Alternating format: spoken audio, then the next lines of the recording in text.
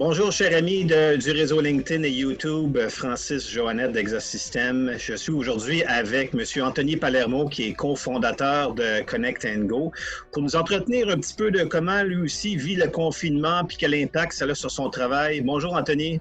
Bonjour Francis, comment ça va? Très bien. Je devançais mes questions, mais justement, quel impact a le confinement sur ton travail de tous les jours? Comment ça se passe à la maison? Oh, le télétravail, écoute, je suis chanceux, j'ai une petite pièce, une petite maison désinfectée sur ma propriété, donc je me permets de prendre 10 pas le matin pour de la cuisine à ici, puis ça me garde une journée relativement privée, un environnement privé.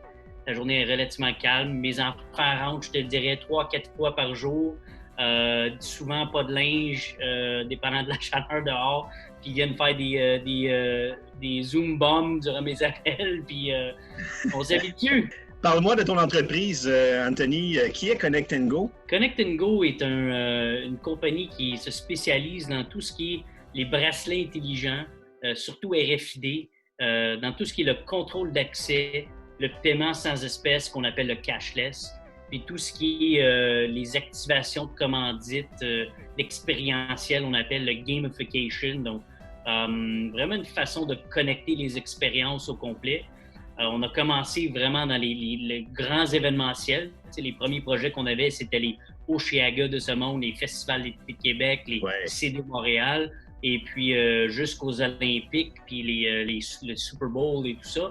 Puis il y a quelques années, on a pivoté vers tout ce qui est leisure and attractions, donc loisirs et divertissement, qui est comme les parcs d'amusement, les parcs aquatiques, les zoos.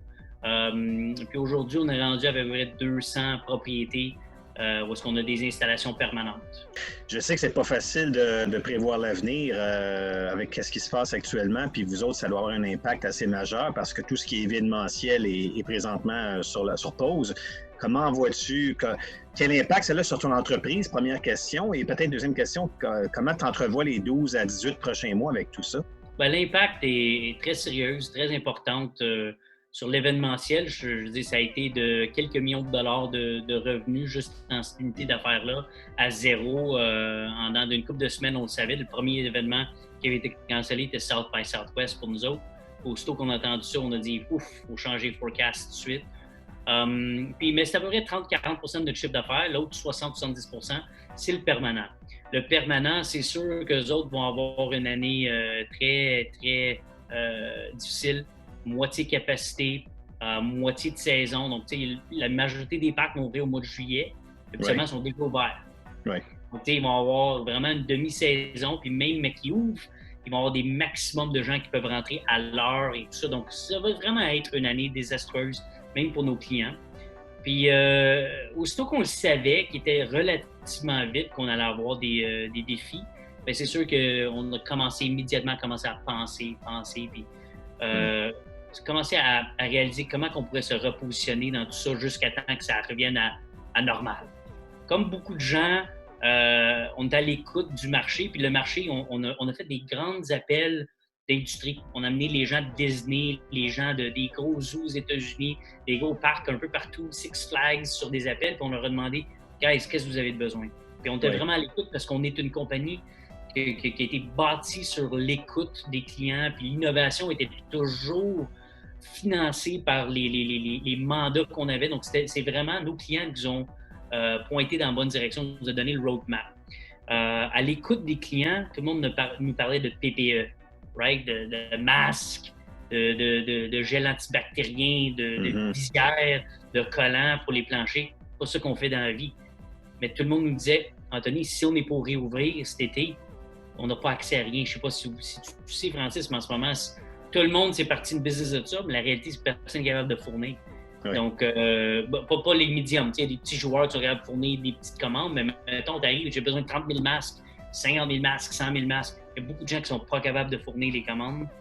On s'est associé avec des gens qui étaient dans notre industrie qui savaient qu'elle allait avoir une année sur pause. Des gens en logistique, en transport, des gens en sourcing. Puis ils sont allés chercher 3-4 fournisseurs, puis ils ont dit, nous autres, ce qu'on va faire, c'est qu'on va partir une plateforme, ça va être boutiqueprotection.com. Tu as peut-être vu ça avec Hugo Gérard, Je ne sais pas si tu as vu les annonces ou les entendu à la radio ou les annonces à TV. J'en ai vu une, oui. Oui, sur Hugo Gérard, c'est le porte-parole de Boutique Protection.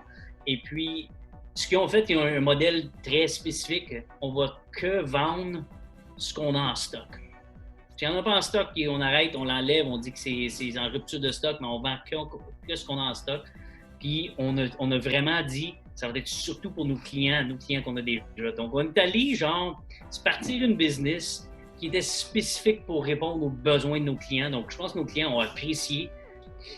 Un autre, c'est Vidéotron qui nous a contactés, puis on dit, on cherche un bracelet pour faire de la distanciation sociale, puis ce qu'on appelle du contact tracing, la traçabilité de qui un bracelet est devenu en contact avec un autre. Si jamais quelqu'un teste positif pour le COVID, tu es capable de savoir voici son historique. On a la plateforme pour le faire, mais pas la technologie elle-même. On a approché 2-3 joueurs dans l'espace, on a amené ensemble quelqu'un qui avait du Bluetooth, quelqu'un qui avait du haptic, du ci pis ça, on a bâti une solution qui inclut un bracelet Bluetooth, qui a un vibrateur haptique comme ton iWatch, ton Apple Watch, je veux dire, une lumière qui allume. Et donc, quand tu le portes, si tu viens en dedans de 2 mètres de quelqu'un, il vibre puis il allume. On a signé la distribution avec Vidéotron. Donc, les autres vont le distribuer ici. Et puis, après ça, nous autres, on le commercialise à l'international. Donc, un gros projet, des 150 000 demandes à date pour les bracelets. Donc, ça va être, je pense, le plus gros projet de l'histoire de Connect & Go. Toujours avec une vision sur le futur de dire, un jour, je veux revenir à faire ce que j'aime faire, c'est de connecter les expériences de loisirs et divertissement. Je vis pour ça, c'est la vision de l'entreprise. Puis, notre bracelet, on croit à un futur à revenir. Au lieu de faire de la distanciation sociale dans le futur, ça va être l'expérience immersive, ça va être le paiement, ça va être le contrôle d'accès, les fast-pass, les photos qu'on attache à tout ça. C'est là ce qu'on s'en va avec ça. Écoute, Anthony, c'est tout le temps qu'on a aujourd'hui, mais tu sais que ça fait partie des entrevues. Je pose des questions des fois qui dérangent, puis des fois les gens veulent savoir, les gens se demandent qu'est-ce que Anthony Palermo mange pour déjeuner? Rien. Rien? Jamais. Oh, pas de déjeuner? Rien pour déjeuner. Mon déjeuner, il part à l'heure du dîner. Et puis, si tu veux, je peux t'en parler, mais non, le déjeuner, jamais de déjeuner. Je me lève tôt le matin. Je brûle beaucoup de calories le matin. Je suis sur mon vélo pour une moyenne de 20 à 30 km par jour. Les gens veulent savoir, Anthony, quel est ton artiste musical préféré? Mis à part ta femme. Ça évolue assez souvent, je te dirais. Ouais. Mais c'est sûr que, tu sais, mettons, j'irais sur une île déserte, puis je peux pas quitter, je peux juste amener, mettons, un album. Ça serait sûrement Arcade Fire. Puis l'album serait sûrement The Suburbs, c'est mon album préféré. On veut savoir aussi, quel est ton véhicule préféré? Moto, voiture, et ça serait lequel? Entre moto et voiture, jamais de moto. Je mets toujours une probabilité de mon bord. Puis ça, pour moi, il y a trop de chances que je me tue avec ça. Donc, c'est un auto. Puis je pense qu'une Ferrari serait comme un auto de mes rêves. Tu sais. Anthony, c'est qui le boss à la maison? C'est mon fils, Francis.